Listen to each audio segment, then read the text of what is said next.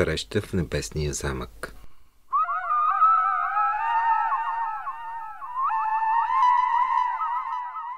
Синият рицар слезе от коня си, за да направи лек поклон на благородната дама, която го посрещаше пред портите на небесния замък.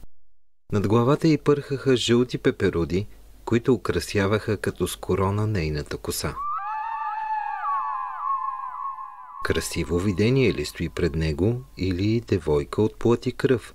Не беше съвсем наясно бран.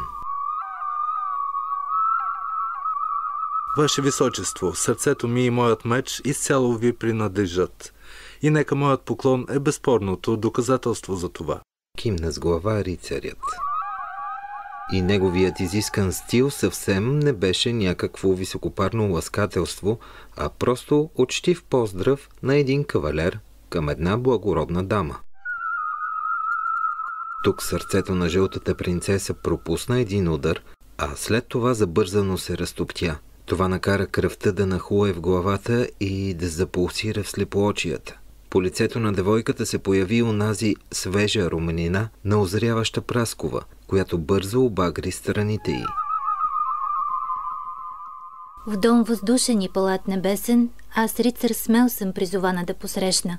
И цялото внимание и цялата си грижа ще ги даря с желание при тази среща. Заповядай, страннико, на моята трапеза, преди опалов здрач дантела да извезе. Тъй шепнеха устните на девойката, свела глава пред осанката на рицаря. И това също съвсем не беше някаква кокетна покана, а сдържан поздрав на една благородна дама към един истински кавалер.